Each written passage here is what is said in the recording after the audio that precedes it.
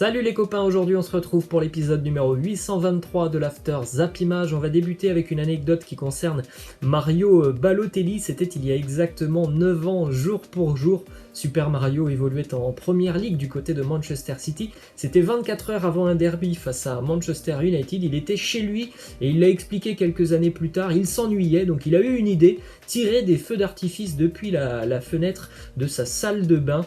Malheureusement, c'était une très mauvaise idée. Il y avait des serviettes qui étaient juste à côté de lui. Les serviettes ont commencé à s'embraser. La maison a commencé à prendre feu. Donc voilà une soirée particulière pour Mario Balotelli. 24 heures plus tard, Manchester City se déplace du côté d'Old Trafford et tout le monde se souvient de ce match mémorable. City qui s'impose 6-1 du côté de Manchester United avec un Mario Balotelli décisif sur ce match, et on se rappelle tous de cette célébration où il soulève son maillot avec donc ce maillot Why Always Me, pourquoi toujours moi. On enchaîne avec les résultats de la veille en Europa League. Vous faites un arrêt sur image si vous voulez découvrir l'ensemble des résultats de cette première journée d'Europa League. À noter que tous les gros ont gagné, Milan, la Roma, Villarreal, la Real Sociedad, Hoffenheim, le Bayer Leverkusen, Tottenham. Donc les gros ont répondu présent.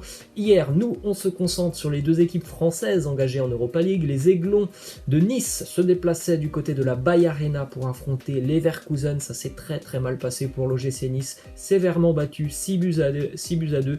Énormément d'erreurs dans le jeu niçois au niveau du placement défensif, de l'intensité.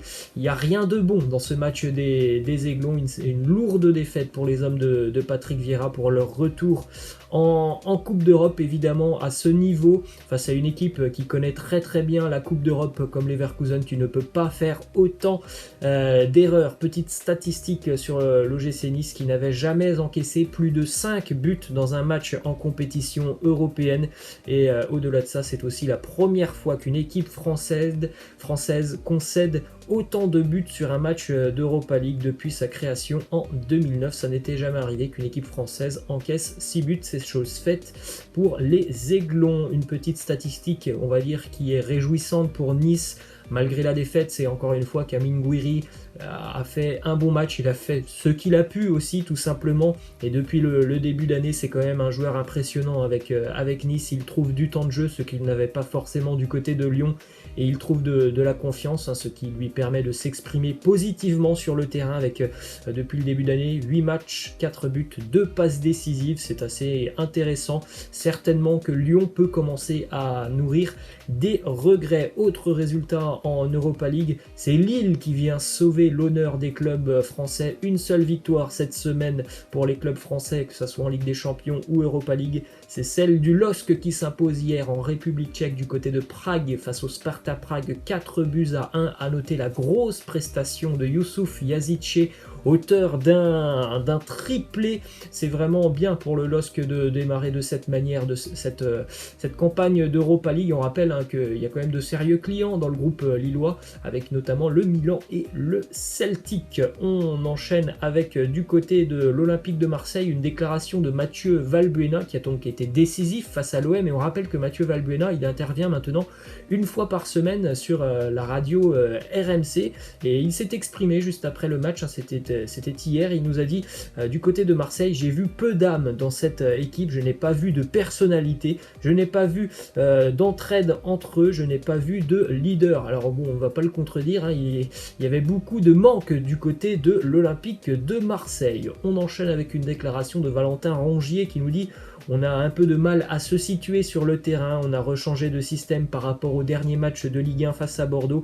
Les automatismes mettent un petit peu de temps à se trouver, mais il y a des choses intéressantes. On a manqué d'intensité et je pense que c'est le gros problème. Alors il y a manqué d'intensité du côté de l'OM, il y a manqué aussi beaucoup d'autres choses, mais c'est vrai que l'intensité c'est quand même primordial en Ligue des Champions, d'être présent dans les duels, c'est quand même très important temps en LDC. Ensuite, une déclaration du côté de Paris du papa de Moise Kean qui nous dit: ce que je veux, c'est que mon fils retourne jouer en Italie le plus tôt possible. Il y a grandi, il y est devenu ce qu'il est maintenant et il est juste pour lui de retrouver son pays. Alors bon, on attendra certainement un an avant de voir Moise Kean peut-être quitter le PSG, mais ce n'est pas sûr que Kean puisse quitter le PSG dans un an, parce que Moise Kean pourrait aussi faire son retour du côté d'Everton. Alors son papa, lui, aimerait que Kean retourne directement du côté de l'Italie. Ensuite, on a une déclaration de Johan Mikou,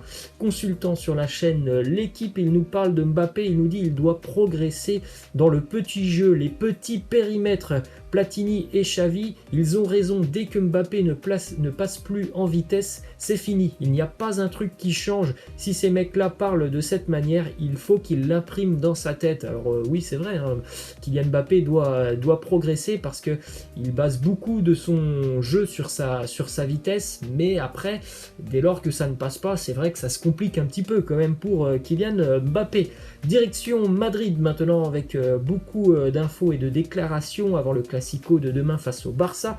Premièrement, Marcelo qui nous dit: je veux terminer ma carrière au Real et j'espère pouvoir le faire, même si nous savons que beaucoup de choses peuvent arriver. Le club et moi avons une grande affection l'un pour l'autre, mais ce n'est pas moi qui décide de cette histoire. Alors sincèrement, je pense qu'il y a eu une très très belle et longue histoire entre Marcelo et le Real, une histoire fructueuse et qui a permis au Real de remporter beaucoup de titres, mais je pense aussi sincèrement que le Real doit construire son avenir, et son avenir, ce n'est pas avec Marcelo. Ensuite, on a une déclaration de Marcos Asensio qui nous dit: on a beaucoup parlé de l'absence de recrues au Real, mais je crois que nous avons quand même l'un des meilleurs effectifs au monde avec une grande profondeur de banc. Moi, personnellement, je ne suis pas d'accord avec lui. Je pense qu'il manque quelques hommes importants du côté de Madrid, et voilà, l'absence de recrues sur ce mercato nous le prouve en ce début d'année, avec ses résultats un petit peu décevants,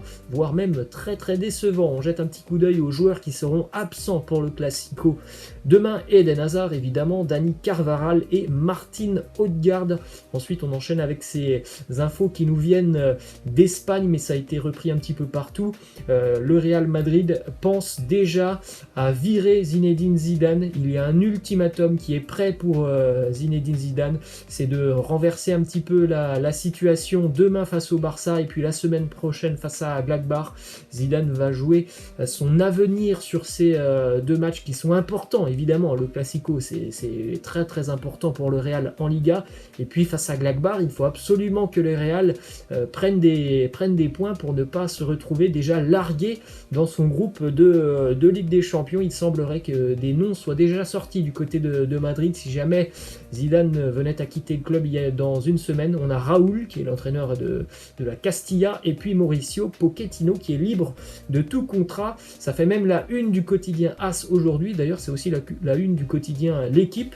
Le Classico, c'est une épreuve difficile, mais c'est aussi l'opportunité pour Zidane et ses hommes d'inverser cette tendance. Les défaites face à Cadix et le Shakhtar ont affecté une partie de la confiance des dirigeants madrilènes envers Zinedine Zidane. Une info qui concerne un joueur prêté par le Real Madrid, le japonais Takefusa Kubo, qui a évolué hier avec Villarreal. C'était sa première en tant que titulaire avec le sous-marin jaune. Ça s'est très très bien passé pour Kubo, auteur d'un but et d'une passe décisive. Villarreal s'est imposé dans un match un petit peu fou face aux Turcs de Sivasspor. Ensuite, direction l'Angleterre, avec là aussi un joueur qui est prêté par le Real Madrid, à savoir Gareth Bale.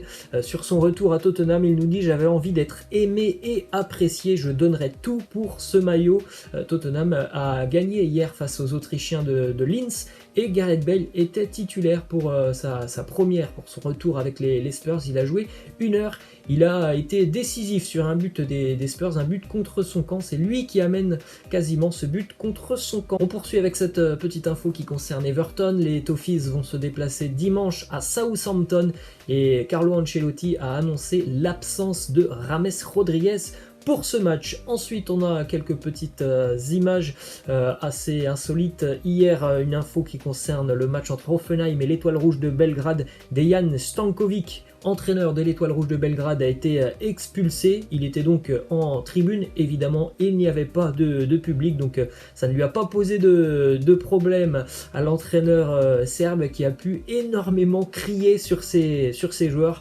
Ça n'aura pas suffi, Hoffenheim s'impose 2-0. Petite image aussi qui concerne Arturo Vidal qui joue avec des manches longues du côté de l'Inter Milan pour cacher ses tatouages, puisque vous le voyez sur son bras droit, il a tatoué les dates de ses victoires en Serie A avec la Juventus, donc il veut cacher tout ça, surtout je pense auprès des supporters interistes. Ensuite on enchaîne avec cette légende du football italien, Marcello Lippi, ancien sélectionneur de l'Italien. Il met un terme à sa carrière d'entraîneur. Marcello Lippi, c'est l'entraîneur qui a permis à l'Italie de remporter la Coupe du Monde en 2006. Il a aussi remporté beaucoup de trophées avec la Juventus, 5 titres de champion d'Italie, une Ligue des Champions, un entraîneur véritablement légendaire. Et on va terminer avec cette déclaration de Gianni Infantino, le patron de la FIFA, qui nous dit qu'il ne soutiendra pas la création d'une Super Ligue européenne de l'UEFA. Il nous dit: